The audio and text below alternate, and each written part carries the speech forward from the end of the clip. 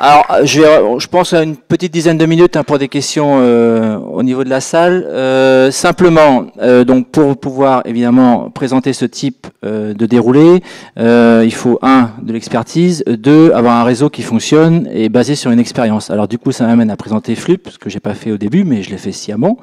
Donc Flup, bon, c'est d'abord un ingénieur en informatique, notamment réseau. C'est 10 ans de passer au sein du CELAR à l'époque, donc défense et notamment dans sa branche armement. Ensuite, Flup est le créateur de Wind River System, qui est une boîte très connue, qui s'appelle maintenant Wind River Intel, sur Vannes, avec une grosse capacité d'ingénierie, qui fabrique des composants électroniques, notamment embarqués dans l'aérospatial, les navettes, etc. Puis, et surtout, par rapport à ce sujet-là, Flup a travaillé pendant 15 ans au niveau international chez Sun Oracle, qui lui a permis d'être très actif dans des consortiums qui sont à l'origine de protocoles comme SAML puis SAML 2, Liberty Alliance qui a permis de créer le concept de fédération d'identité, et également au niveau d'OpenID, voilà, pour le protocole OpenID. Donc tout ça, ça amène effectivement à avoir, en tous les cas pour des Vantais, des Bretons et même des Français, à proximité des gens qui peuvent parler très intelligemment et avec voilà, une grande ouverture d'esprit dans différents concepts de ces sujets-là. Alors moi j'ai une question directe par rapport à ce que j'ai pu voir. Alors peut-être que je suis complètement à côté de la plaque, tu vas me le dire tout de suite, Philippe, je te connais ton franc-parler. Si je regarde Realme, le modèle néo-zélandais, il me semble qu'on est quand même sur un modèle assez centralisé, qui est un petit peu à l'encontre de ce que voudrait faire France Connect. Ou est-ce que je me trompe complètement? Donc tu vas me le dire. Et ensuite, par rapport à tout ce qu'on a pu voir là, est-ce qu'il y a un modèle ou une architecture qui serait finalement ce que souhaite faire France Connect? Ou quelle serait la plus proche? Alors, effectivement, quand tu dis que la Nouvelle-Zélande a l'air d'être un modèle centralisé, il est centralisé d'un point de vue fonctionnel, mais il n'est pas centralisé d'un point de vue technique. D'accord ? Puisqu'en fait, on n'a pas de création de clé unique, l'authentification est multiple en fonction des facteurs. Par contre, c'est l'État qui prend la responsabilité de la propriété et des règles de gestion en fait des attributs de l'utilisateur. Ce qui je pense est un problème fondamental au niveau de l'acceptation.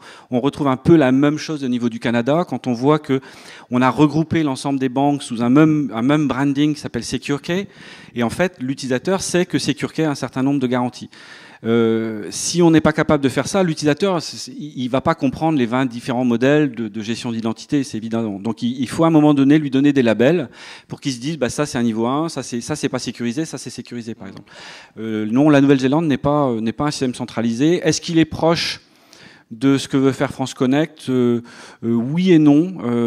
Il est proche dans le sens où, on l'a dit ce matin, l'architecture de France Connect est assez traditionnelle. Enfin, c'est vraiment du standard au niveau fédération. Là où ils divergent énormément, c'est que ils ont une approche beaucoup plus pragmatique en fait sur les modèles de business, sur les modèles de documentation, sur les modèles de certification, etc. Et puis ils ont commencé avant, donc voilà. Mais c'est plutôt ça la différence, ouais. Okay. Est-ce qu'il y aurait des questions dans la salle? Il y en a forcément, enfin, j'espère. Fabrice? Merci. Oui, Philippe, moi j'aurais aimé t'entendre sur, un petit peu plus longuement sur la gestion des consentements, dont tu rappelles l'importance, ouais. Et notamment ta vision sur comment on peut faire simple en matière de consentement. Parce qu'on voit bien que la lecture des conditions d'utilisation... le cocher ou pas cocher des droits qu'on accorde aux apps qu'on télécharge sur nos appareils, tout le monde s'en fiche, quoi. Oui, tout à fait, tout le monde s'en fiche. Comment faire quelque chose qui a du sens et qui serait voilà. Alors effectivement, il y a deux modèles de consentement. Il y a ce que j'appelle le consentement McDonald's, où quand vous achetez un café, c'est marqué attention, ce café est chaud et vous pouvez vous brûler, d'accord ? Ce qui ne sert strictement à rien, mais qui permet éventuellement de se protéger d'un point de vue légal. C'est-à-dire que c'est un consentement qui n'est pas destiné à protéger l'utilisateur, qui est destiné à protéger la société qui fournit le service, d'accord ? Donc voilà. Un bon consentement normalement est censé protéger les deux. Il est censé protéger et l'utilisateur et la société de service. Il y a un site que je conseille d'aller regarder qui s'appelle openconsent.org, qui effectivement travaille, qui est basé sur le modèle UMA, donc on ne va pas rentrer dans les détails techniques, mais qui effectivement a travaillé sur des modèles de consentement intelligents. D'une manière générale, pour qu'un consentement soit logique, il faut poser la question à l'utilisateur au moment où il comprend pourquoi on lui la pose. Je vais vous donner un exemple très concret. Quand la banque vous envoie un code PIN sur votre téléphone portable en vous disant « vous avez acheté un produit à la Redoute qui coûte 250 €, vous comprenez pourquoi est-ce qu'on vous demande ce consentement. D'accord ? Et là, c'est vraiment un consentement utile. Si par contre, effectivement, on vous demande de cocher une case qui dit vous avez bien lu le rapport de 250 pages qui spécifie les conditions générales d'usage, tout le monde coche sans avoir lu le document. Voilà. Donc ça, voilà. Donc il faut aller vers un mécanisme de consentement effectivement qui est utile pour l'utilisateur. Il y a des travaux, je conseille, à mon avis, c'est Yuma qui a fait les meilleurs travaux sur le domaine. Donc je conseille d'aller regarder vers ces gens-là.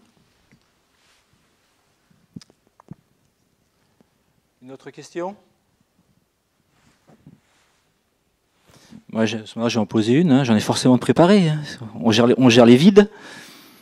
Pour être directeur des sports, il s'en sort bien quand même. J'ai été briefé avant. Bien, parce que j'ai tout oublié en 3 mois. Hein. J'ai trop parti le football, le handball et les piscines. C'est pas le même métier. Hein. Tu nous as parlé effectivement de quelque chose qui manque aujourd'hui, en tous les cas sur ce qu'affiche France Connect. Alors, ce qu'on a essayé de définir ensemble comme un référentiel de règles, c'est effectivement le niveau d'assurance nécessaire pour accéder à tel type de service, voire le type d'attribut qu'il faudrait pouvoir collecter ou rapatrier d'ailleurs. Alors, ça fait aussi penser à tout ce qui est corollaire effectivement aux techno, c'est-à-dire on a parlé un petit peu ce matin aussi de la simplification un peu de la loi qui accompagne pas souvent aussi vite l'avancée de nos technologies. Hein. Madame Le Dirac a parlé de la signature électronique et tout un tas de choses comme ça. Bon, est-ce qu'il y aurait quand même, est-ce que par rapport aux expériences là qui ont pu être exposées, comment ont pu procéder les autres ou quelle serait selon toi la bonne méthode pour ce référentiel, voilà. Il y a 2 choses qui sont, à mon avis, indispensables à mettre en place et qui, à mon avis, pourraient être mises en place effectivement au niveau de la Bretagne. C'est la bonne taille. Hein. Bretagne, à peu près 4 millions d'habitants, donc un potentiel de 1 à 2 millions d'identités utilisateurs. Donc c'est à peu près la bonne taille pour faire quelque chose qui est à la fois suffisamment gros pour être viable et pas trop gros pour pas être trop compliqué. Le premier point, effectivement, c'est un référentiel. Alors nous, on appelle ça assurance framework, c'est-à-dire en fait un cadre qui définisse quel modèle de technologie on doit mettre en fonction de tel modèle de risque. Hein, donc voilà. Donc en général, on a des niveaux qui vont de 0 à 6 ou de 1 à 4 ou de 1 à 3, ça dépend un petit peu des systèmes. Donc ça, c'est important que tout le monde soit à peu près d'accord, et notamment si vous devez échanger des informations entre vous, il faut que vous soyez d'accord sur quel est le niveau de confiance que vous devez avoir dans une identité numérique avant de fournir une information, sinon vous ne pouvez pas la donner. Donc ça, vous ne pouvez pas le définir tout seul. Donc ça, c'est quelque chose que vous devez faire entre vous. Vous devez vous mettre d'accord en disant, pour fournir une confirmation d'adresse postale par rapport à un relevé d'eau, voilà, on veut une authentification niveau 2. Voilà, par exemple. Donc ça, il faut vous mettre d'accord. Et tant que vous ne serez pas d'accord, vous ne pourrez pas échanger d'informations. Donc ça, c'est un point qui est fondamental. Le deuxième élément qui est fondamental, c'est avoir un mécanisme de test automatique. Et j'en discutais pas plus tard que ce midi avec les gens de la Poste, hein, Olaf qui est là, où je disais, j'ai regardé votre système et j'ai pas trouvé comment je pouvais tester en fait de manière automatique mon service sur votre système. Et donc, il faut impérativement, là, je pense que des gens comme Mégalis, la région Bretagne, peut-être certaines universités, pour être bien placé pour fournir ce genre de système, où je me connecte avec ce que je pense être mon futur service sur un mécanisme de test, et ce mécanisme de test, par exemple, va me renvoyer une authentification, une réponse à une authentification qui est fausse, parce que la date de péremption est dépassée, parce que la signature numérique est fausse, et donc je dois la refuser. Et si je l'accepte, on fait une grande croix rouge en disant votre service n'est pas compatible. Donc tant qu'on n'a pas ces mécanismes-là qui permettent de certifier de manière extrêmement simple que mon service en fait est conforme aux spécifications et notamment conforme au modèle de niveau d'assurance, en fait, je peux difficilement le mettre en production. Et puis, soyons honnêtes, je ne voudrais pas être méchant avec vous, mais la plupart d'entre vous, c'est pas votre métier, l'identité numérique. Donc, de toute façon, vous n'aurez pas le temps de le faire.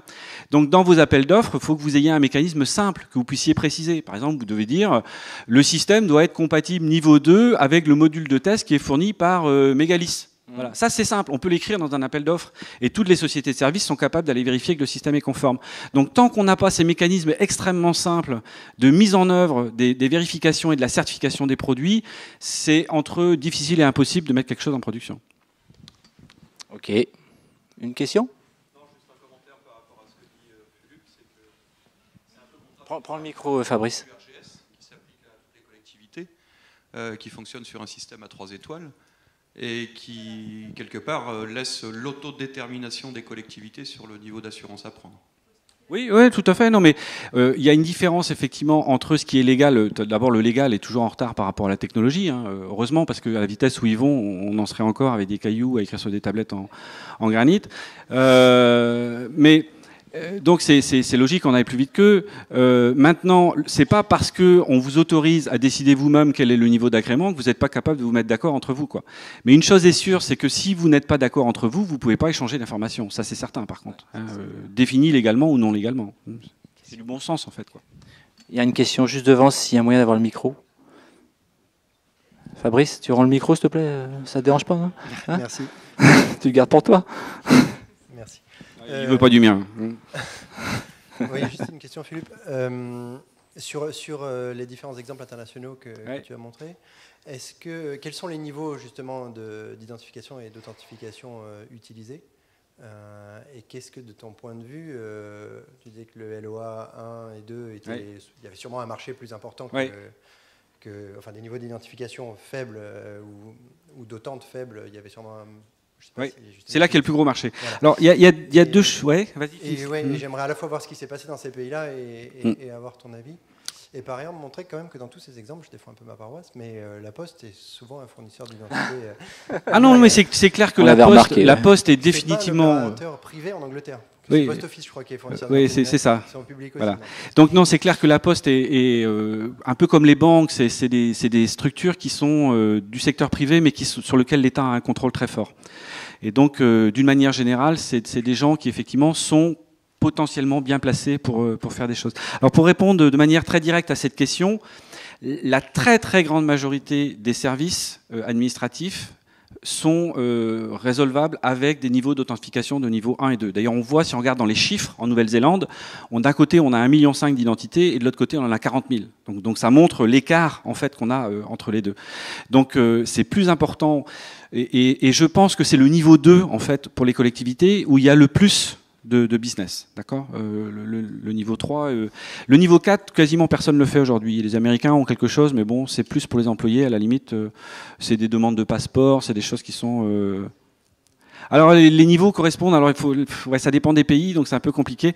Je vous encourage à regarder le modèle le NIST a défini un certain nombre de documents et il y a un lien à la fin ici de mon transparent que vous retrouverez, hein, sur lequel il y a en fait un lien sur le référentiel de Kantara Initiative sur les profils gouvernementaux où vous verrez en fait grosso modo ce que les pays entendent par les différents niveaux. 1, c'est je prétends. 2, il y a une minimum de vérification. 3, il y a une autorité qui a fait la vérification, mais c'est pas elle qui me fournit l'information. C'est-à-dire c'est une copie en fait du système qui a été vérifié. Et 4, en général, j'ai l'information directement de ce qu'on appelle nous la source autoritative, c'est-à-dire la source autoritaire qui donc possède la donnée. Donc le gros du business, effectivement, il est sur le niveau 1 et 2. Hein. Dernière question là-haut, si vous voulez bien. Ouais. Oui, bonjour, je voulais savoir quels sont les mécanismes qui permettent d'éviter l'usurpation d'identité numérique au niveau de l'utilisateur, donc des citoyens. Voilà, une fois pour s'identifier, est-ce qu'il y a des mécanismes qui permettent d'éviter le piratage, par exemple, d'un identifiant, d'un mot de passe ? Très important, on l'a dit ce matin, il ne faut pas oublier que l'identité numérique et les critères d'accès qui permettent d'y accéder, c'est deux choses différentes. D'accord ? Donc, quand on dit pirater une identité numérique, c'est typiquement des gens qui vont déclarer des attributs sur votre identité qui sont faux. Par exemple, on va écrire des choses sur Facebook qui ne sont pas vraies à propos de moi. D'accord ? Ça, c'est je pirate mon identité numérique parce qu'en fait, je falsifie les attributs qui me définissent. Si jamais on pirate mon mot de passe, en fait, on pirate mes critères d'accès à un élément de mon identité, mais on pirate pas mon identité. Après, une fois qu'on a ça, on peut éventuellement pirater mon identité derrière. Donc, les modèles pour éviter, alors, effectivement, dès l'instant où une identité, enfin des critères d'accès sont utilisés de manière répétitive pour accéder à plusieurs services et à plusieurs éléments de mon identité numérique, ça devient plus intéressant de les attaquer.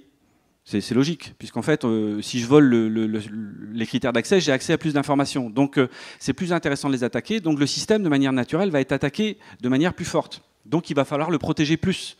Voilà.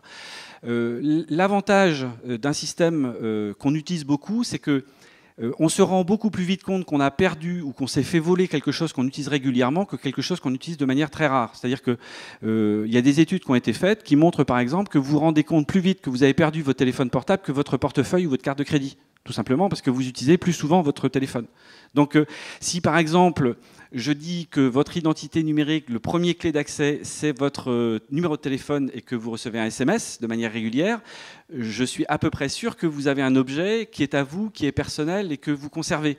Donc à la limite, ça va être plus efficace qu'une signature numérique que vous utilisez 2 fois par an et que vous pouvez perdre ou faire voler. Donc la première des règles, c'est de faire en sorte que l'accès à votre identité numérique principale soit quelque chose qui soit utilisé de manière régulière. D'accord ? Si elle n'est pas utilisée de manière régulière, elle pourra être piratée et vous vous en rendrez pas compte. La deuxième des choses, c'est d'avoir une trace dans les modèles de connexion qui vous disent à quoi elle a été utilisée. Par exemple, si on prend le modèle de Nouvelle-Zélande, où je peux me connecter sur ma banque avec mon autorité, mon identification Realme. Si le jour où je me connecte sur ma banque, on me dit « Ah, la dernière fois que vous êtes connecté, vous avez fait une demande de mariage », je vais me dire « Tiens, c'est quand même bizarre, je ne me rappelais pas d'avoir fait de demande de mariage ». Donc, c'est donc en étant capable de vous fournir à quoi a servi votre identité qu'on peut se rendre compte qu'elle a été piratée. C'est pour ça que je dis que le dashboard et donc les tableaux de contrôle de l'usage de votre identité sont fondamentaux dans toutes les architectures fédérées. Très bien, donc on va essayer de rattraper 2-3 minutes comme ça. Hein. Donc merci à Flup pour ce... Merci beaucoup à tous. Voilà, cet exposé d'experts très haut en couleur.